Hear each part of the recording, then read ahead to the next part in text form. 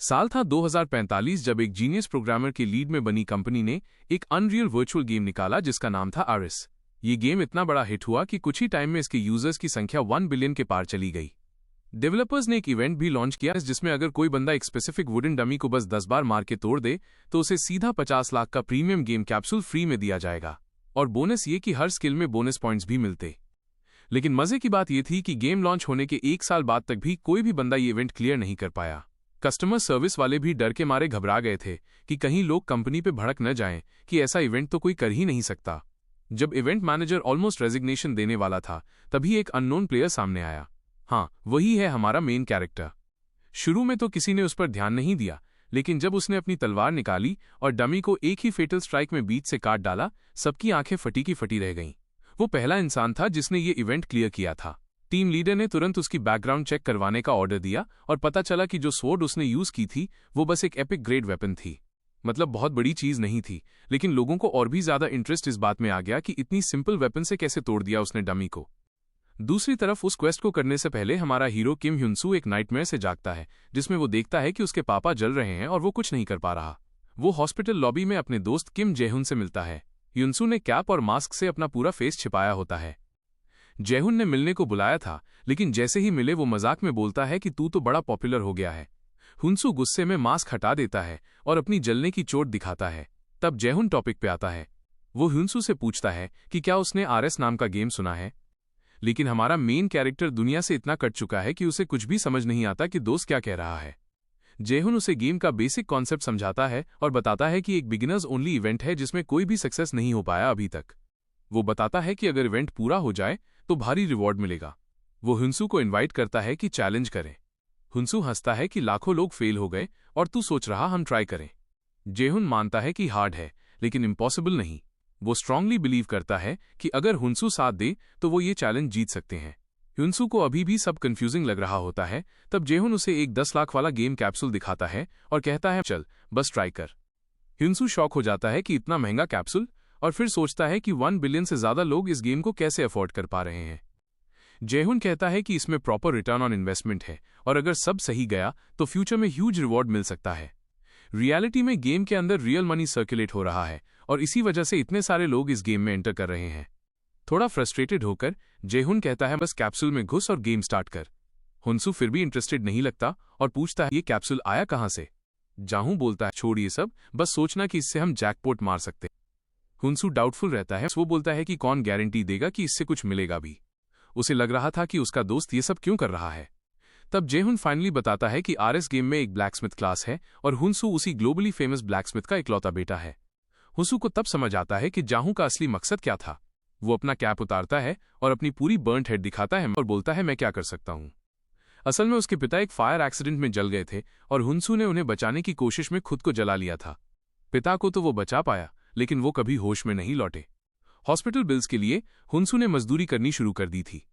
एक दिन construction site पे सुपरवाइजर ने उसे एक नेल ठोकने को कहा। ह्युनसू ने 10 साल से हैमर चलाया था, लेकिन उसी दिन उसे पता चला कि अब वो हथौड़ा सही से नहीं चला सकता। उसके राइट आर्म में बिल्कुल भी स्ट्रेंथ नहीं बची थी। उस हादसे के बाद ह्युनसू को लगा कि अब वो किसी भी तरह का ब्लैकस्मिथ का काम नहीं कर सकता। वो अपने दोस्त जेहुन से कहता है कि उसके इरादे अच्छे हैं, लेकिन उसे सच में मदद की जरूरत नहीं है। ह्युनसू उठकर जाने लगता है और जेहुन से कहता है कि गेम कैप्सूल को रिफंड कर दे ताकि उसके 10 लाख रुपए बर्बाद न हो। जैसे ही वो दरवाजा खोलने वाला होता है, जेहुन उसे रोकता है और कहता है सच में बेवकूफ तू है। वो कहता है कि ह्युनसू अपने पिता के हॉस्पिटल के बिल भरने के लिए अपनी पूरी जिंदगी और शरीर दोनों को खत्म कर रहा है और ये काम ज्यादा दिनों तक नहीं चल सकता। फिर जेहुन कहता है वो गेम तेरी सारी ट्रीटमेंट के पैसे चुका सकता है और शायद तुझे फिर से नॉर्मल बना सकता है। वो उसे उकसाते हुए कहता है पहले तू वो इंसान था जो कभी हार नहीं मानता था। जेहुन कहता है कि कैप्सूल का खर्चा वो खुद उठाएगा, ह्युनसू को बस एक बार ट्राई करना है, अगर उसे पसंद ना आए तो छोड़ देना। ह्युनसू बिना जवाब दिए वहां से निकल जाता है, लेकिन काम करते वक्त भी जेहुन की बातें उसके दिमाग से नहीं जाती। वो उन शब्दों को भूल नहीं पाता, लेकिन खुद को समझाता है कि उसे अपने पिता के इलाज के लिए पैसे कमाने हैं। तभी उसे पास में किसी चीज के टकराने की आवाज सुनाई देती है और अचानक उसे अपने पुराने दिनों की याद आने लगती है। उस पल में क्यूरियोसिटी बढ़ जाती है और आखिरकार वो डिसाइड करता है कि एक बार गेम ट्राई करके देखेगा। वो गेम कैप्सूल के पास जाता है और अपने खोए हुए सपनों को वापस पाने की उम्मीद में अंदर चला जाता है। कैप्सूल एक्टिवेट होते ही वो कैरेक्टर क्रिएशन जोन में पहुंचता है। सिस्टम उससे उसका निकनेम पूछता है और वो अपना असली नाम डाल देता है, किम ह्यूनसू। सिस्टम उसके शरीर के स्ट्रक्चर के हिसाब से कैरेक्टर बनाना शुरू करता है। जब वो देखता है कि उसका कैरेक्टर बिना किसी बर्न मार्क या स्कार के परफेक्टली हेल्दी बन रहा है तो उसकी आंखों में डिसबिलीफ भर जाता है। फ्लॉलेस स्किन और शार्प आइज वाला वो कैरेक्टर उसकी स्क्रीन पर खड़ा था। सिस्टम पूछता है कि क्या ऐसे ही आगे बढ़ना है। बिना सोचे वो हाँ कह देता है। फिर वो अपने राइट हैंड को देखता है, अब उसमें फिर से ताकत लौट आई थी।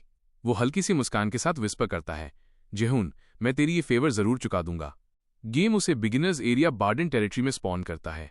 वहां वो घूमते हुए एक बड़ी वर्कशॉप देखता है जहां कुछ ब्लैकस्मिथ्स तलवार बना रहे थे। अंदर एक आदमी हथौड़े से लोहे को पूरी ताकत से मार रहा था। ह्यूनसू उसे देखता है और कहता है, तुम गलत कर रहे हो। ब्लैकस्मिथ चौंक कर पूछता है, क्या? ह्यूनसू कामली रिपीट करता है, तुम गलत मेथड इस्तेमाल कर रहे हो। अगर तुम इस तरह तलवार बनाओगे तो वो मजबूत नहीं होगी। वो समझाता है कि उसका एम अच्छी तलवार बनाना है, लेकिन जिस तरह वो काम कर रहा है उससे सिर्फ स्क्रैप निकलेगा। ब्लैकस्मिथ को एक अननोन प्लेयर का यूं बोलना अच्छा नहीं लगता। वो थोड़ा अनॉयड होकर कहता है, अगर इतना ही आता है तो खुद बना के दिखा। वो ह्यूनसू को हैमर थमाता है और चैलेंज देता है कि वो देखेगा कैसे बनाता है। ह्यूनसू असल में उसका फौज बोरो करना चाहता था, लेकिन ये चैलेंज उसे और बेहतर लगा। वो कहता है, ठीक है, मैं बनाऊंगा, लेकिन एक कंडीशन है। ब्लैकस्मिथ पूछता है, क्या कंडीशन? ह्यूनसू जवाब देता है, मैं जो तलवार बनाऊंगा वो मेरी होगी। इसके बदले वो उसे पूरा प्रोसेस दिखाने का वादा करता है। ब्लैकस्मिथ हंस देता है और उसकी बात मान लेता है, लेकिन चेतावनी देता है, अगर तेरी तलवार बेकार निकली तो तुझे उसका प्राइस देना होगा। ह्यूनसू बिना झिझक के हाँ कह देता है। फिर वो फौज के सामने खड़ा होकर आयरन रॉड उठाता है और रियलाइज करता है कि आखिरी बार उसने ये काम 3 साल पहले किया था। फिर भी उसके अंदर का क्राफ्ट्समैन अब भी जिंदा था। वो हथौड़ा उठाता है और लोहे पर वार करता है। हर एक वार के साथ उसके अंदर दबा हुआ स्किल वापस जागने लगता है। ह्यूनसू को ऐसा महसूस होता है जैसे वो फिर से जिंदा हो गया हो। एक्साइटमेंट से उसका दिल तेज धड़कने लगता है और वो बार बार हैमर चलाता रहता है। ब्लैकस्मिथ अभी भी उसे देख रहा था, सोच रहा था कि कोई आउटसाइडर ऐसा काम नहीं कर सकता। लेकिन धीरे धीरे उसके विचार बदलने लगे। उसने नोटिस किया कि ह्यूनसू के हाथों में एक कॉन्फिडेंस है और उसके चेहरे पर एक हल्की मुस्कान, जैसे वो इस प्रोसेस को जेन्युइनली एंजॉय कर रहा हो। शुरुआत में ब्लैकस्मिथ को लगता है कि ये सब बस टाइम वेस्ट है। वो खुद को समझाने लगता है कि शायद उसने बेकार में वक्त बर्बाद किया है। लेकिन तभी ह्यूनसू अचानक स्टील को फोल्ड और रीफोल्ड करने लगता है, एक परफेक्ट रिफाइनिंग टेक्निक के साथ। वो इम्प्योरिटीज निकालने का एक्सपर्ट तरीका था। ब्लैकस्मिथ ये देखकर हैरान रह जाता है, क्योंकि उसने कभी इतना सिंपल लेकिन इफेक्टिव तरीका सोचा ही नहीं था। फिर भी वो मानना नहीं चाहता कि ह्यूनसू सही कर रहा है, इसलिए वो अपनी अप्रेजल स्किल एक्टिवेट करता है। और नतीजा देखकर उसकी आंखें फटी की फटी रह जाती हैं। स्टील की क्वालिटी डी ग्रेड से बढ़कर सी ग्रेड हो गई थी। ब्लैकस्मिथ ऑलमोस्ट शॉक में चला जाता है। उसने खुद भी सी ग्रेड स्टील बनाया था, लेकिन इतनी शॉर्ट टाइम में क्वालिटी बढ़ते कभी नहीं देखी थी। अब उसे एहसास होता है कि शायद ह्यूनसू के पास सच में टैलेंट है और उसने झूठा दावा नहीं किया था। फिर भी वो अपने ईगो को मानने नहीं देता। वो खुद से कहता है कि चाहे जो भी हो, ह्यूनसू उससे बेहतर ब्लैकस्मिथ नहीं हो सकता। धीरे धीरे देखते देखते वो थक कर सो जाता है। जब वो जागता है तो सुबह हो चुकी थी और आश्चर्यजनक रूप से ह्यूनसू अब भी फौज के सामने खड़ा था। वो पूरी रात हैमर चला रहा था। ब्लैकस्मिथ फिर से अप्रेजल स्किल चलाता है और शॉक हो जाता है। स्टील अब बी ग्रेड में अपग्रेड हो चुका था। अब वो अपनी आंखों पर भरोसा नहीं कर पाता। वो सोचता है, कैसे संभव है? ह्यूनसू के हाथ अभी भी रुकने वाले नहीं थे। लेकिन आखिरकार जब ह्यूनसू एग्जॉस्शन से तलवार गिराने वाला होता है, ब्लैकस्मिथ आगे बढ़ता है, तलवार पकड़ लेता है और कहता है, अब मैं मदद करूंगा, बताओ क्या करना है। ह्यूनसू मुस्कुराकर कहता है, थैंक्स, और दोनों मिलकर काम शुरू करते हैं। ब्लैकस्मिथ एक नोटबुक निकालकर कुछ नोट्स लिखने लगता है, जबकि ह्यूनसू ध्यान से स्टील को फिर से फॉर्ज करता रहता है। कुछ घंटों बाद स्टील की ग्रेड ए तक पहुंच जाती है। ब्लैकस्मिथ हैरान रह जाता है। बिगिनर जोन में उसने कभी इतनी रेयर क्वालिटी का आइटम नहीं देखा था। अब उसे मानना पड़ता है कि ह्यूनसू एक्स्ट्रॉर्डिनरी है। अगर सब सही चला तो वो दुनिया में सिर्फ एक ही ऐसी स्वॉर्ड बना पाएगा। जब ब्लैकस्मिथ एक्साइटमेंट में उछल रहा था, ह्यूनसू कामली कहता है, अभी सेलिब्रेट करने का वक्त नहीं है। ब्लैकस्मिथ चौंकता है और पूछता है, क्यों? ह्यूनसू जवाब देता है, हैंडल अभी पूरा नहीं हुआ और ब्लेड को और तेज करना होगा। ब्लैकस्मिथ को अब साफ महसूस होता है कि वो एक बिगिनर की तरह दिख रहा है। वो मानता है कि उसने ह्यूनसू जैसा इंसान पहले कभी नहीं देखा। फिर वो बताता है कि वो बचपन से हैमर चला रहा है, लेकिन आज वो खुद स्टूडेंट जैसा महसूस कर रहा है। ह्यूनसू कहता है कि वो ये स्वॉर्ड लेकर जाने वाला है, तो ब्लैकस्मिथ एक आइडिया देता है, क्यों ना तुम एक और तलवार बनाओ। वो रेयर मटेरियल मिथ्रिल निकालता है और कहता है, ये हमारी फैमिली की जनरेशन से चला आ रहा है। ह्यूनसू पूछता है, तुम मुझे इतना कीमती मटेरियल क्यों दे रहे हो? ब्लैकस्मिथ मुस्कुराकर कहता है, क्योंकि मैंने तुमसे बहुत कुछ सीखा है और मैं और सीखना चाहता हूँ। इसके अलावा मेरे पास मिथ्रिल को फौज करने की स्किल नहीं है। मैं देखना चाहता हूँ कि तुम इससे क्या मास्टरपीस बनाते हो। वो आगे कहता है, मुझे ऐसा लगता है जैसे मैं तुम्हारी रक्षा करना चाहता हूँ। ह्यूनसू के लिए ये सुनना इमोशनल था। उसने मिथ्रिल के बारे में सिर्फ लेजेंड्स में सुना था, कभी हाथ भी नहीं लगाया था। अब उसके पास असली मिथ्रिल से काम करने का मौका था। वो एक्साइटमेंट से भर उठता है और डिसाइड करता है कि चाहे रिस्क कुछ भी हो, वो कोशिश करेगा। वो कहता है, अगर नया मटीरियल है तो मुझे शुरुआत से फिर से शुरू करना होगा। ब्लैकस्मिथ खुशी से बोलता है, ठीक है, क्या मैं भी साथ काम कर सकता हूँ? ह्यूनसू मुस्कुराकर उसकी रिक्वेस्ट मान लेता है, क्योंकि उसने उसे इतना कीमती गिफ्ट दिया था। फिर ब्लैकस्मिथ आगे कहता है, क्या मैं तुम्हें गुरुजी कह सकता हूँ? ह्यूनसू हंसकर कहता है, तुम मुझसे बड़े लगते हो, ये थोड़ा ऑकवर्ड नहीं लगेगा? और वो रिक्वेस्ट पोलाइटली मना कर देता है। फिर दोनों फौज के पास बैठकर मिथ्रिल पर काम शुरू करते हैं। 1 महीना बीत जाता है। आखिरकार ह्यूनसू वो तलवार बना लेता है जिसका उसने सपना देखा था। वो इवेंट को क्लियर कर देता है और वहीं तक ही डेवलपर्स को उसके बारे में कुछ पता चल पाया।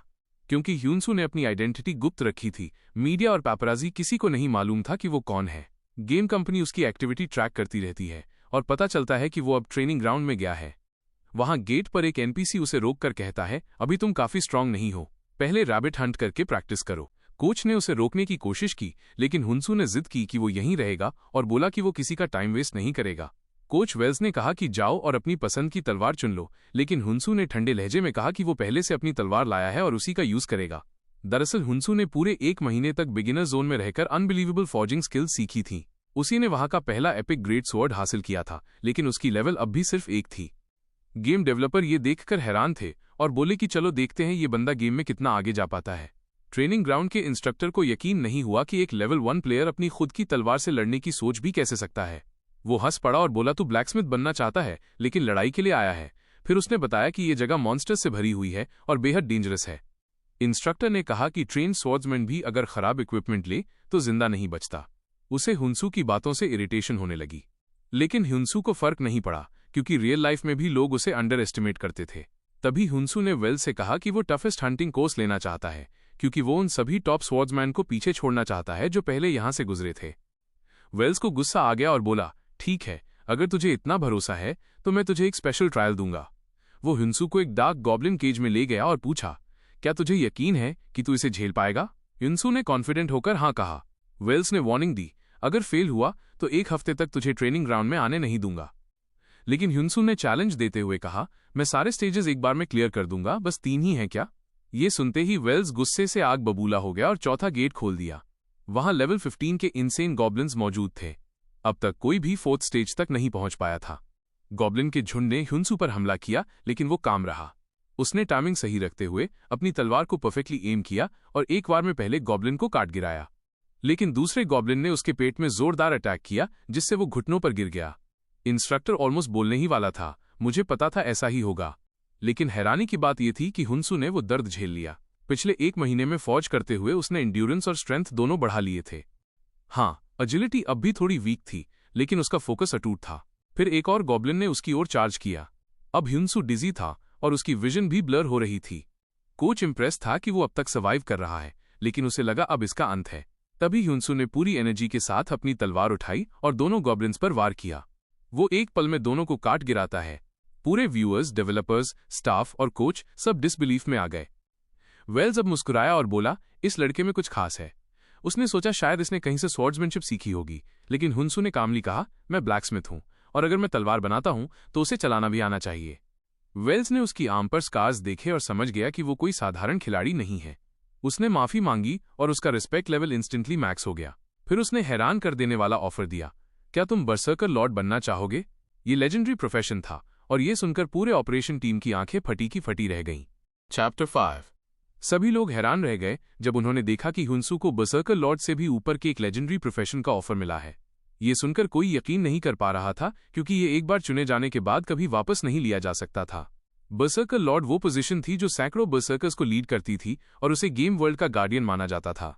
वेल्स ने उसे ये ऑफर बहुत उम्मीद से दिया, लेकिन सबको शॉक तब लगा जब ह्यूनसू ने कामली कहा कि वो वॉरियर नहीं, एक ब्लैकस्मिथ है, और इस ऑफर को रिजेक्ट कर दिया। ये सुनकर पीछे खड़े लोग मुस्कुरा दिए और खुद कोच को भी उसका जवाब पसंद आया। ह्यूनसू को लगा था कि उसका ब्लैकस्मिथ वाला जर्नी खत्म हो गया है, लेकिन ये गेम उसकी जिंदगी पूरी तरह बदल चुका था। वो जानता था कि वो अपने असली रास्ते यानी ब्लैकस्मिथ की लाइफ को छोड़ नहीं सकता।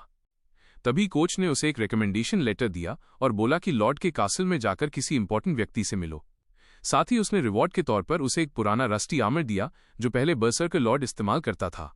वो बोला कि भले ही ये आर्मर पुराना और जंग लगा है, लेकिन अगर कोई इसे फिर से शाइन दे सकता है तो वो सिर्फ ह्युनसू ही है।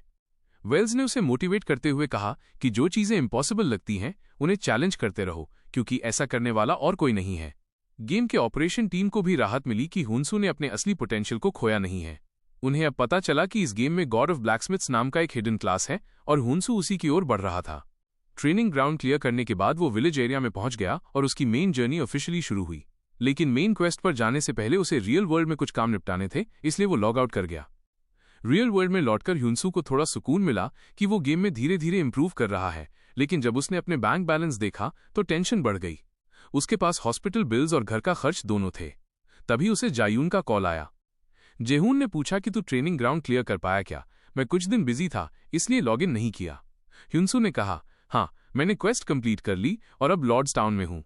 जेहून खुश होकर बोला कि अब ऑक्शन हाउस चेक करना, वहां तू अपने बनाए वेपन्स बेच सकता है। गेम में 10 गोल्ड का वैल्यू 10,000 वोन यानी लगभग हजारों रुपए के बराबर थी और बहुत से लोग इसे फुल टाइम जॉब की तरह कर रहे थे। जायून ने कन्फेस किया कि यही वजह थी जिससे वो ह्युनसू को इस गेम में लाया था। उसने कहा कि उसने कभी वैसी तलवारें नहीं देखीं जैसी ह्युनसू और उसके पिता बनाते थे। अब जब ह्युनसू भी गेम में था, दोनों को लगा कि वो मार्केट में बेस्ट स्वॉर्ड्स बेच सकते हैं। ह्युनसू ने दोस्त की बात सुनकर उसे धन्यवाद दिया। फिर उसने ढेर सारा खाना खाया ताकि उसकी स्टैमिना रिकवर हो सके, क्योंकि मास प्रोडक्शन के लिए एनर्जी चाहिए होती है। उसने जॉगिंग भी शुरू की और मन में ठान लिया कि एक दिन वो इतना सक्सेसफुल बनेगा कि अपने पिता को फिर से ठीक करवा सके। फिर वो वापस गेम में लॉगिन करता है। ऑक्शन सिस्टम उसे एक मैसेज देता है, अपने स्टोर का नाम डालो। ह्युनसू कुछ देर सोचता है और अपने फौज का नाम रखता है, हिन्स ब्लैक फौज। अचानक वो एक हेवनली जगह पर पहुंच जाता है जिसका नाम था Smith of power domain. System उसे बताता है कि अब वो किसी भी वक्त ऑक्शन बोर्ड से कनेक्ट हो सकता है। वो टेस्ट स्वॉर्ड सेक्शन में जाता है और देखता है कि वहां की बाकी स्वॉर्ड्स कम से कम 70 गोल्ड कॉइन्स में बिक रही हैं। उसके दोस्त ने कहा था कि अपनी चीज को चीप मत बेचना, तो वो प्राइस रखता है 100 गोल्ड कॉइन्स। वो तलवार को लिस्टिंग पर डाल देता है और उम्मीद करता है कि अच्छा रिस्पॉन्स मिलेगा। उसने उसे नाम दिया द फर्स्ट स्वॉर्ड ऑफ ह्युन। कुछ ही देर में खिलाड़ियों के बीच अलर्ट फैल जाता है और सब हैरान हैं कि एक अननोन ब्लैकस्मिथ ने ऐसी स्वॉर्ड बनाई कैसे। बिडर्स बढ़ते जाते हैं और स्वॉर्ड की कीमत ऊपर जाती रहती है। तभी गोल्डन शील्ड गिल्ड को पता चलता है कि उस तलवार में एनहांसमेंट ऑप्शन भी है। गिल्ड का वाइस लीडर पहले तो उसे हल्के में लेता है और कहता है कि लो ग्रेड मटेरियल्स में एनहांसमेंट चांस ज्यादा होता है, लेकिन वो ये नहीं जानता था कि ह्युनसू की तलवार कुछ अलग ही लेवल की थी। ह्योनसू ने मटेरियल यूज करके कॉस्ट कम करने की सोच रखी थी। नॉर्थ गिल्ड का लीडर मानता है कि ह्योनसू ने उस स्वॉर्ड को फर्स्ट स्वॉर्ड नाम देना काफी स्मार्ट मूव किया। उसी समय उन सबको ये आइडिया आता है कि अगर उन्होंने सबसे पहले इस स्वॉर्ड को खरीद लिया तो उनकी प्रेस्टीज बढ़ जाएगी। बिना हेजिटेट किए गिल्ड का मेंबर ब्लैक आगे आता है और वो स्वॉर्ड खरीद लेता है। वहीं ह्योनसू अभी भी सोच रहा है कि स्वॉर्ड सेल होगा या नहीं। जैसे ही उसे नोटिफिकेशन मिलता है कि स्वॉर्ड सेल हो गया, वो पूरी तरह शॉक हो जाता है और एडवेंचर लॉग चेक करता है तो पता चलता है कि उसकी स्वॉर्ड 1000 गोल्ड कॉइन से ज्यादा में सेल हो गई है। ह्योनसू ऑलमोस्ट लूज हिज माइंड क्योंकि 1000 गोल्ड कॉइन्स लगभग 1 मिलियन वन के बराबर है। बाहर की दुनिया में ह्योनसू एक बच्चे जैसी स्माइल करता है और सोचता है कि शायद उसने फाइनली बड़ा प्रॉफिट कर लिया। उसने चेक किया कि स्वॉर्ड किसने खरीदी तो पता चलता है कि गोल्डन शील्ड गिल्ड ने खरीदा। ह्योनसू को ब्लैक से मैसेज मिलता है कि वो अब गिल्ड का मेंबर है। ब्लैक कहता है कि कभी भी आकर उनसे मिल सकता है क्योंकि वे उसकी टैलेंट में इंटरेस्टेड हैं। बेसिकली वे उसे एक्सक्लूसिव सेलिंग कॉन्ट्रैक्ट या गिल्ड मेंबरशिप भी ऑफर कर रहे हैं। पता चलता है कि ये ब्लैकस्मिथ गिल्ड है और उनके फॉलोअर्स 780,000 से ज्यादा हैं। स्यून ने एक बार कहा था कि फॉलोअर्स बढ़ाना लेवल अप करने से भी हार्डर होता है, क्योंकि जितने ज्यादा प्लेयर्स होंगे उतना ज्यादा प्रॉफिट। ह्योनसू ने अपने देजंगुन फॉलोअर्स चेक किए तो 82 थे, लेकिन कई अलग गिल्ड से लगातार रिक्वेस्ट्स आ रही थी। बेसिकली ब्लैकस्मिथ्स गेम में रियलिटी वर्ल्ड से ज्यादा इंपॉर्टेंट है, क्योंकि गेम में वेपन्स, इक्विपमेंट और अन्य आइटम्स बनाने में स्किल्ड ब्लैकस्मिथ्स की जरूरत होती है। सारी टेम्पटिंग लिमिटेशंस के बावजूद ह्योनसू सोचता है कि अभी गिल्ड ज्वाइन करना सही नहीं है। उसने अपनी पूरी स्किल भी नहीं दिखाई और आगे इंप्रूव करने के लिए वेट कर रहा था। वो लॉर्ड के मैंशन की ओर चलता है। लॉर्ड वैंस एक इंपॉर्टेंट आइटम रिस्टोर करने की कोशिश कर रहे थे और उनके सबॉर्डिनेट ने कहा कि स्किल्ड हीलर सिर्फ कैपिटल में मिल सकते हैं। हीलर्स के पास इतनी प्राइड है कि वो बार्डन तक नहीं आते। लॉर्ड भी जानते थे, लेकिन अपने एरिया से कैपिटल जाने के लिए रेडी नहीं थे।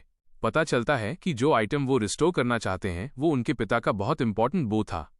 एक शॉकिंग फैक्ट यह है कि वैंस को जो बताने वाला था वो बेल नाम का फ्रेंड था, जो एक ब्लैकस्मिथ डिस्गाइज में प्लेयर था। उसने एक वीक से वैंस का ट्रस्ट गेन करने की कोशिश की थी और फाइनली उसका प्लान वर्क कर रहा था। बेल कहता है कि वो विलिंग है, बो को कैपिटल ले जाकर परफेक्ट कंडीशन में रिस्टोर करने में मदद करेगा। तभी ह्योनसू रूम में आता है और कहता है कि बो को टेरिटरी में ही रिस्टोर किया जा सकता है और उसके प्लान को पूरी तरह रूइन कर देता है। वैंस शॉक हो जाता है और बताता है कि बो ऑलरेडी बर्न्ड और बैडली डैमेज्ड है। वैंस जानना चाहता है कि ह्योनसू कौन है तो गार्ड से पूछता है। गार्ड्स बताते हैं कि ह्योनसू रेल्सन की रिकमेंडेशन लेकर आया है। वैंस सुनकर शॉक होता है कि रेल्सन ने खुद किसी को रेकमेंड किया। वैंस तुरंत इंटरेस्टेड हो जाता है और ह्योनसू से उसके एक्सपीरियंस और स्किल्स बताने के लिए कहता है। ह्योनसू कहता है कि वो अभी लेवल 1 प्लेयर है और उसका जॉब नन है। बेल कॉन्वर्सेशन में इंटरफेयर करता है और कहता है कि ह्योनसू सिर्फ गार्बेज है। बेल इंसिस्ट करता है कि रिस्टोर स्किल सिर्फ लेवल 80 ब्लैकस्मिथ्स हैंडल कर सकते हैं। बेल चिल्लाता है कि ह्योनसू उसके ऑलरेडी सेटअप किए हुए प्लान में इंटरफेयर न करे। ह्योनसू फाइनली बोलता है कि बेल बो का टाइप कंफ्यूज कर रहा है। वो क्लैरिफाई करता है कि ये गोकगंग नहीं बल्कि ककगंग है। बेल पूरी तरह कंफ्यूज्ड हो जाता है। ह्योनसू लॉर्ड को बताता है कि उसने पहले ही बो में जो हुआ उसकी पूरी सिचुएशन समझ ली है। पता चलता है कि बो एक आउटसाइडर ने वैंस के फादर को दिया था और पहले किसी ने इसे देखा भी नहीं था। ह्योनसू अपना एक्सप्लेनेशन कंटिन्यू करने से पहले वैंस इंटरप्ट करता है और कहता है कि वो अब उस आउटसाइडर से अपने हेयरलूम के बारे में लेक्चर नहीं सुनना चाहता। वैंस पॉइंट आउट करता है कि शायद बो आउटसाइडर से फादर तक पहुंचा, लेकिन ये टेरिटरी में बना था। ह्योनसू हॉल में एंटर करते समय वॉल पर लगे बफलो का पिक्चर देखता है और सोचता है कि उसके वर्ल्ड में बफलो हॉर्न एक स्पेशल मटेरियल है, लेकिन उसे बो में कुछ स्ट्रेंज दिखता है। ह्योनसू ने डिस्कवर किया कि बो में नॉर्मल साइन के बजाय व्हेल साइन यूज हुआ था। उसने लॉर्ड से पूछा कि ऐसा क्यों किया गया। लॉर्ड ने कंफर्म किया कि वो आउटसाइडर उसके पिता का फ्रेंड था और वही एक ब्लैकस्मिथ भी था। पता चला कि ह्योनसू का जो पिक्चर देखा था वो बफलो के माइग्रेशन को दर्शा रहा था। बफलो और व्हेल की साइन दोनों ही टेरिटरी के स्वम्प और रिवर एरिया में रेयर रिसोर्सेज हैं। वैंस ने कहा कि वो ब्लैकस्मिथ ने सबसे रेयर मटेरियल से बो बनाया। वैंस इंप्रेस्ड हुआ कि ह्योनसू ने ऐसी चीजें देखी जो इवन लेवल 100 ब्लैकस्मिथ भी नहीं देख सकता। इस पॉइंट पर लॉर्ड बर्न प्रेज देना शुरू करते हैं और ऑलमोस्ट लूज कर रहे हैं अपने कंट्रोल को। वैंस कहते हैं कि उन्होंने वेस्ट नहीं करना चाहते थे और चाहते थे कि स्किल्ड पर्सन को चीजें पास हों। ह्योनसू सारी चीजें हैंडल करते हुए दिखता है। लॉर्ड डिसाइड करते हैं कि वो उसे बो रेस्टोरेशन का टास्क देंगे। इंट्रीगिंग बनाने के लिए वो कहते हैं कि अगर वो बो सेफ रख सकेगा तो 500 गोल्ड मिलेगा। वैंस अपने असिस्टेंट को डिसमिस करते हैं और कहते हैं कि जरूरत पड़े तो फिर बुलाएंगे। बेल फ्यूरियस है कि उसका प्लान रूइन हुआ और रिवेंज की सोच में रूम छोड़कर चला जाता है। बेल के जाने के बाद वैंस ह्योनसू से पूछते हैं कि बो रिस्टोर करने के लिए क्या करना होगा। ह्योनसू बताते हैं कि उसे वाटर हॉर्न और व्हेल साइन कलेक्ट करनी होगी, साथ में उसे ओक, मलबेरी, बैम्बू और प्रॉपर टूल्स की जरूरत होगी। सब कंफर्म करने के बाद ह्योनसू बो रेस्टोरेशन मेथड सीख लेता है। सिस्टम बताता है कि अगर रेस्टोरेशन रेट 70% से नीचे जाए तो आइटम डिस्ट्रॉय हो जाएगा। जैसे ही ह्योनसू बो टच करता है उसे अपने और पिता के साथ बो बनाने की यादें फ्लड की तरह आती हैं। स्वीट मेमोरीज इतनी ज्यादा आती हैं कि उसकी आंखों से टीयर्स गिरने लगती हैं। उसका गेम कैप्सूल भी 99.9% मोटिवेशन रिकॉर्ड करता है। ह्योनसू खुश है कि पिता द्वारा सिखाई स्किल्स के कारण वो प्रॉपर्ली क्रिएट कर पा रहा है। जैसे ही वो रेस्टोरेशन स्टार्ट करता है, वैंस रूम में आता है और मदद करने लगता है। वे दोनों पूरे दिन इस काम में लग जाते हैं। वैंस फीट टायर्ड फील करते हैं, लेकिन ह्योनसू एनर्जेटिक और चेयरफुल रहते हैं। कभी कभी वैंस रेस्ट लेना चाहता है, लेकिन ह्योनसू बताता है कि उसके पास टाइम नहीं है। वो याद दिलाता है कि वैंस वर्कस्पेस में आया था ताकि खुद आर्मर रिस्टोर कर सके। वैंस अग्री करता है और कहता है कि बो एक ऐसा आइटम है जिसमें उसके पिता की मेमोरीज हैं। वैंस नोटिस करता है कि ह्योनसू बो रेस्टोरेशन एंजॉय कर रहा है और ह्योनसू कंफर्म करता है कि उसके पास इस एक्टिविटी की बहुत मेमोरीज हैं। दोनों लगातार बो पर काम करते हैं और 20 डेज से ज्यादा हो चुके हैं। फाइनली लास्ट डे पर उन्होंने एक्सपर्ट आर्चर का काकगुंग परफेक्ट रिस्टोर कर दिया। सिस्टम शो करता है कि बो की अमेजिंग स्टैट्स अब और भी एनहांस्ड हो गई हैं। अब मिस्टीरियस आउटसाइडर फिर से बो वैंस के फैमिली में इंट्रोड्यूस करता है और वैंस जानता है कि उसके पिता प्राउड होंगे। वे बो बाहर ले जाते हैं और ह्योनसू वैंस से शूट करने को कहते हैं ताकि वही फील हो जो वो रिमेंबर करता था। वैंस शूट करता है और इमेंस पावर के साथ टारगेट डिस्ट्रॉय हो जाता है। वैंस कहता है कि फील वही नहीं है और ह्योनसू थोड़ा नर्वस होता है कि शायद वैंस कुछ नेगेटिव कह रहा है, लेकिन वैंस स्माइल करके एटमॉस्फेयर लाइटन करता है और कहता है कि बो अब प्रीवियस से ज्यादा पावरफुल फील हो रहा है। इस तरह ह्योनसू 100% से ज्यादा रिजल्ट अचीव करके बो रेस्टोरेशन क्वेस्ट कंप्लीट करता है। वैंस और ह्योनसू का ट्रस्ट लेवल टॉप हो जाता है। ह्योनसू रिलीफ के साथ साई करता है कि सब ठीक रहा। वैंस थैंक करता है और फाइनली अपने मिशन पर वापस जा सकता है। वैंस बताता है कि प्रॉमिस्ड 500 गोल्ड टू लेस है और रिवॉर्ड 2000 गोल्ड इंक्रीज कर देता है। साथ ही वो ह्योनसू को दाइजंगुन फ्रीली यूज करने देता है। ह्योन्सू सरप्राइज होता है कि ये रियल मनी में इतना बड़ा अमाउंट है। जैसे ही वो स्टिल सेलिब्रेट कर रहा है, वैंस पूछते हैं कि क्या वो स्वॉर्ड्समैनशिप सीखने में इंटरेस्टेड है। वैंस खुद इस लैंड के लॉर्ड बनने से पहले स्वॉर्ड्समैन था और उसकी स्वॉर्ड स्किल्स ने एंडलेस मॉन्स्टर वेव्स को कंट्रोल किया और टेरिटरी में पीस लाया। वैंस बताता है कि ये लेजेंडरी स्वॉर्ड स्किल है। वैंस बिलीव करता है कि ह्योन्सू वैल्यूएबल है और इसका फ्यूचर बहुत प्रॉमिसिंग है। वैंस ने मान लिया कि ह्योन्सू एक टैलेंटेड ब्लैकस्मिथ है, लेकिन उसने उससे भी बड़ी पोटेंशियल देखी थी, यानी कि स्वॉर्ड्समैनशिप की स्किल। उसने शुरू में विल्सन के रिकमेंडेशन में ये पढ़ा था, लेकिन ह्योन्सू का दिखाए गए अमेजिंग पावर के कारण ये कंफर्म हो गया। इसलिए वैंस ने डिसाइड किया कि वो अपनी कुछ स्वॉर्ड नॉलेज ह्योन्सू के साथ शेयर करेगा। सिस्टम ने तुरंत ह्योन्सू के लिए स्किल क्वेस्ट डिस्प्ले कर दिया। पता चला कि जोंगे स्वॉर्ड स्किल एक सीक्रेट स्किल है और ट्रेनिंग के बाद ह्योन्सू 80% मास्टरी प्राप्त करेगा। वैंस ने ह्योन्सू को बताया कि अब वो उसी तरह फोकस ट्रेनिंग लेगा जैसे उसने वर्कशॉप में किया था। 1 महीने बाद ह्योन्सू ने अपनी पर्सनल स्वॉर्ड बना ली। साथ ही उसने मैड किंग की रस्टी आर्मर को भी रिस्टोर किया। इसके अलावा वो वैंस के साथ क्रेजी ट्रेनिंग भी कर रहा था। उसने जस्टिस स्वॉर्ड ट्रेनिंग कंप्लीट कर ली और वैंस ने उससे पूछा कि क्या वो अब रेडी है।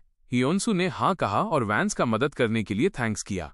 वैंस ने पूछा कि अगला प्लान क्या है और ह्योन्सू ने कहा कि वो नई प्रोफेशन फाइंड करने वाला है। अब Hyeonsu restored shiny mad king armour पहन रहा था। वैंस ने रीअश्योर किया कि अगर मदद चाहिए तो कभी भी आ सकता है। ह्योन्सू अपनी खुद बनाई हुई इक्विपमेंट से सैटिस्फाइड था, क्योंकि ये उसके लो लेवल स्टैट्स को कॉम्पनसेट करेंगे।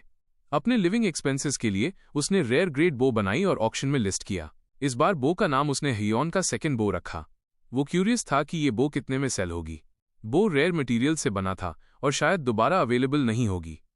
गोल्डन शील्ड गिल्ड सून इस बो के बारे में जान जाता है और रियलाइज करता है कि ह्योन्सू ने अनबिलीवेबली अमेजिंग चीज बनाई है। उसने लो ग्रेड मटेरियल्स यूज करके इतना इनक्रेडिबल बो क्रिएट किया था। गेम में अक्सर कहा जाता है कि अगर प्लेयर एआई को इम्प्रेस करता है तो उसे सूटेबल प्रोफेशन, स्किल या टाइटल दिया जाता है। लू ने प्रिडिक्ट किया कि ह्योन्सू लेजेंडरी ब्लैकस्मिथ बनेगा, जैसे top ranked Smith. Final bid आते ही बो 2000 गोल्ड से ज्यादा में सेल हो गया और ह्योन्सू शॉक्ड हो गया। वो विश्वास नहीं कर पा रहा था कि लोग एक बो के लिए इतना पैसा देने को रेडी हैं। इसके अलावा उसने 3000 से ज्यादा फॉलोअर्स भी गेन कर लिए। हंड्रेड्स ऑफ गिल्ड रिक्वेस्ट्स और क्राफ्टिंग रिक्वेस्ट्स आईं, इतनी कि ह्योन्सू खुद मैनेज नहीं कर पा रहा था। सेल के बाद ह्योन्सू प्रिपेयर करने लगा ब्लैकस्मिथ सैंक्चुअरी यानी ब्लैकस्मिथ टावर के लिए। कुछ ही समय में वो मेजेस्टिक ब्लैकस्मिथ टावर पहुंचता है और उसकी डिजाइन से ओवरवेल्म्ड हो जाता है। वो एंट्रेंस पर आता है और दूर पर सील लगे ह्यूज लॉक को देखता है और सोचता है कि टावर में कैसे एंटर करेगा। सिस्टम बताता है कि उसे मैजिक फॉर्ज में क्राफ्टेड स्वॉर्ड से लॉक को हिट करना होगा। बिफोर डूइंग एनीथिंग, ह्योन्सू लॉक को एग्जामिन करता है और रियलाइज करता है कि ये रॉक है, स्पेसिफिकली मार्स स्टोन। वेरिएबल अभी भी क्यूरियस है कि मैजिक फॉर्ज कहाँ है और अचानक टेलीपोर्ट हो जाता है फॉर्ज के अंदर। सिस्टम बताता है कि वो ट्रेनिंग लेने के क्वालिफाइड है ताकि टेस्ट स्वॉर्ड क्रिएट कर सके। मटीरियल्स और टूल्स अनलिमिटेड अवेलेबल हैं। क्राफ्टिंग टाइम भी नॉर्मल दायजंगुन के मुकाबले सिग्निफिकेंटली रिड्यूस्ड है। लेकिन फौज में बनाई गई स्वॉर्ड्स केवल टेस्ट पर्पस के लिए हैं और किसी और काम के लिए यूज नहीं हो सकती। ह्योन्सू क्यूरियस होता है कि ये टेस्ट किस बारे में है। क्या ये फॉर्जिंग टेक्निक टेस्ट है या कुछ और? Meanwhile, owner of the answer dang believe करता है कि कोई भी ब्लैकस्मिथ इसे ट्रू लव से नहीं करता। वो मानता है कि लोग सेल्फिश रीजन से टाइटल चाहते हैं और इसलिए ब्लैकस्मिथ टाइटल किसी को भी दे देता है। डैंग कॉन्फिडेंट है कि कोई सीलिंग रीच नहीं कर पाएगा। मीनवाइल, ह्योन्सू डिसाइड करता है कि कौन सी सोर्ड बनाएगा और डामेस्कस सोर्ड चूज करता है। ये टॉप ग्रेड सोर्ड है जिसे ओनली हाईएस्ट रैंक ब्लैकस्मिथ ही बना सकता है। सारे मटेरियल्स रेडी हैं और ह्योन्सू एक बार ट्राई करने वाला है। ह्योन्सू को याद आया कि उसके पिता ने पहले कहा था कि स्वॉर्ड सच में काट सकती है और उन्होंने उसे मेथड भी सिखाया था। वो कॉन्फिडेंट था कि वो भी मिशन कंप्लीट कर सकता है। उसके पास सारे जरूरी मटेरियल्स थे और क्राफ्टिंग टाइम भी रिड्यूस हो गया था, इसलिए वो खुद को लकी समझ रहा था। बहुत समय बाद वो अपनी पसंद के अनुसार स्वॉर्ड बना पा रहा था और एक्साइटमेंट में मुस्कुरा रहा था। सडनली वो सोते हुए स्ट्रेंज वाइब्रेशन से जागा और रियलाइज किया कि टावर शेक हो रहा है। उसने देखा कि कोई हैमरिंग कर रहा है और टावर वास्तव में मूव कर रहा था। डैंग ने विंडो के बाहर देखा कि एंट्रेंस का लॉक आसानी से कट हो गया और वो अपनी आंखों पर विश्वास नहीं कर पा रहा था। उसने सोचा कि अब फाइनली ब्लैकस्मिथ गॉड आया है। ह्योन्सू नर्वस होकर डैंग से पूछता है कि क्या उसने टेस्ट पास किया। डैंग बताता है कि अब तक उन्होंने एबिलिटी मेजर की थी, लेकिन ह्योन्सू ने स्वॉर्ड आधा काट दिया और मेजर नहीं कर पाए। ह्योन्सू सोचता है कि वो फाइनल टेस्ट लेने वाला है। डैंग उसे मैजिकल सर्कल में ले जाता है और बताता है कि ये समनिंग सर्कल है। डैंग हैमर उसे देता है और कहता है कि ये अब उसका है। ह्योन्सू कंफ्यूज्ड है, लेकिन हैमर लेने के बाद सिस्टम बताता है कि उसने कवनेंट हैमर रिसीव कर लिया है। इसके अलावा एसएस ग्रेड क्वेस्ट भी फॉलो करेगा। डैंग उसे सर्कल में पुश करता है और कहता है कि अब उसका रियल टेस्ट है। थोड़ी देर बाद वो स्ट्रेंज एरिया में आता है और क्वेस्ट डिटेल्स अपीयर होती हैं। सिस्टम बताता है कि उसे इन्वेडिंग ऑर्क आर्मी को डिफीट करना है। हियोन्सू ने चारों तरफ देखा और ऑर्क आर्मी रशिंग आते हुए दिखाई दिए। वो ऑलमोस्ट शॉक्ड हो गया और डाउट करता है कि क्या वो सच में ब्लैकस्मिथ क्वेस्ट में है। उसके पीछे 50 ब्रेव वॉरियर्स हैं जो उसे सपोर्ट टीम मानते हैं। सिस्टम बताता है कि पास करने के लिए उसे इन 50 वॉरियर्स के बीच 70% एफिशिएंसी अचीव करनी है। हांस, कमांडर ऑफ द स्क्वाड, हियोन्सू का खास स्वागत करता है और बताता है कि रीसेंट ऑर्क इन्वेजन्स बढ़ गए हैं। उसने कहा कि फाइटिंग में उनके वेपन्स डैमेज्ड हो गए हैं और वो चाहता है कि हियोन्सू अपनी स्किल से उन्हें रिपेयर करे। हियोन्सू एक्सप्लेन्स करता है कि उन्हें मिसअंडरस्टैंडिंग है, वो अभी तक ब्लैकस्मिथ प्रोफेशन में नहीं है, इसलिए वो स्किल यूज नहीं कर सकता। हंस हैमर के बारे में पूछता है और हियोन्सू बताता है कि उसने प्रमोशन टेस्ट में हैमर प्राप्त किया। हियोन्सू क्लैरिफाई करता है कि उसे केवल टेस्ट के लिए भेजा गया था। तब हांस रियलाइज करता है कि हियोन्सू के पास रियल बैटल एक्सपीरियंस नहीं है। हियोन्सू कन्फेस करता है कि उसकी कॉम्बैट लेवल अभी बिगिनर स्टेज में है। हंस का एक्सप्रेशन तुरंत चेंज हो जाता है क्योंकि उसने एक्सपेक्टेड किया था कि वो एक यूजफुल पर्सन भेजेंगे, लेकिन उसे अभी गाइड करना होगा। हंस कहता है कि वो सेफ हट में रहे जब तक बैटल खत्म नहीं हो जाती। तभी एक एक्स हंस की ओर आती है और हियोन्सू उसे तुरंत काटकर बचा लेता है। हंस अमेज्ड और इम्प्रेस्ड हो जाता है। हियोन्सू स्वीकार करता है कि वो इनएक्सपीरियंस्ड है, लेकिन पूछता है कि क्या वो बैटल में पार्टिसिपेट कर सकता है। हंस अग्री करता है और हियोन्सू यूनिट के साथ बैटलफील्ड में जाता है। वो होप करता है कि अगर उसने गॉब्लिन्स के खिलाफ फाइट की थी तो ऑर्क्स के साथ भी मैनेज कर लेगा। हंस उसे इंस्ट्रक्ट करता है कि बेन स्क्वाड को फॉलो करे और मूव कैसे करना है बताएगा। फाइनली हियोन्सू ऑर्क्स के सामने आता है और रियलाइज करता है कि ये गॉब्लिन्स से काफी डिफरेंट है। वो डिटर्मिन्ड होकर फाइट में जंप करता है। पहले ऑर्क ने अटैक किया और इंस्टेंटेनियसली उसकी हेड कट हो जाती है। केवल एक ऑर्क को डिफीट करने से ही हियोन्सू को 86 एक्सपीरियंस पॉइंट्स मिलते हैं और वो सोचता है कि वैंस के साथ ट्रेनिंग वेस्टेड नहीं गई। इवन दो वो अभी तक अनएम्प्लॉयड है, वो लेवल अप करता है और अवेयर होता है कि हंस एक ग्रेट फ्रेंड है। लेकिन हंस ऑर्क के अटैक में लूज फोकस करता है और देखते ही देखते ओआरसी डोमिनेट करने वाला होता है। हियोन्सू तुरंत बो स्विच करता है और ऑर्क्स की तरफ एक्यूरेट एरो शूट करता है। ऑर्क्स की एरो डिटेक्ट करने से पहले ही पियर्स हो जाता है और मैसिव डैमेज होता है। हियोन्सू ने अपने एरो से ऑर्की को ब्लास्ट कर दिया। वो यहीं नहीं रुका और एक और एरो शूट करके ऑर्की का सिर कंप्लीटली क्रश कर दिया। हियोन्सू फिर से लेवल अप हुआ और बेन इम्प्रेस्ड हो गया कि हियोन्सू सिर्फ एक एरो से इतने बड़े ऑर्की को डिफीट कर सकता है। हंस ने बेन से कहा कि वो अपनी एरिया छोड़ दे क्योंकि ऑर्क्स पहले ही हियोन्सू के पोजीशन की तरफ आ रहे हैं। बेन रियलाइज करता है कि हियोन्सू उसकी वजह से डेंजर में है और डरता है कि हियोन्सू उसकी वजह से मर सकता है। लेकिन हियोन्सू तुरंत अपने बो से स्विच करके लाइट्स गाइड स्वॉर्ड निकालता है। लाइट्स गाइड स्वॉर्ड यूज करके वो 10 मीटर रेडियस में सभी एनिमीज को स्वीप करने वाला एरिया स्किल एक्टिवेट करता है। स्वॉर्ड का इफेक्ट पावरफुल था और हियोन्सू इजीली अपने आसपास के ऑर्क्स को काट देता है। इसी के साथ वो लेवल अप भी होता है और गियर भी 19% अचीव करता है। हंस देखकर कॉन्फिडेंट हो जाता है कि हियोन्सू के साथ वो अपनी आर्मी के साथ किसी भी बैटल में जीत सकते हैं। हंस अपने सोल्जर्स को मोटिवेट करता है और कहता है कि अब उन्हें फाइनली अपॉर्चुनिटी मिली है कि वे ऑर्क आर्मी को डिफीट करें। फाइट जारी रहती है और स्क्वाड की मोराल बूस्ट होती है। हियोन्सू अब खुद को स्क्वाड का पार्ट मानने लगता है। हियोन्सू फाइट करते हुए ऑब्जर्व करता है कि गियर अब 20% पर है, लेकिन थोड़ा स्लो प्रोग्रेस हो रहा है। तभी सिस्टम नोटिफाई करता है कि हियोन्सू दूसरे सभी प्लेयर्स से फास्ट ऑर्क्स को डिफीट कर रहा है और इस कारण एक नया चैप्टर अनलॉक हो गया है।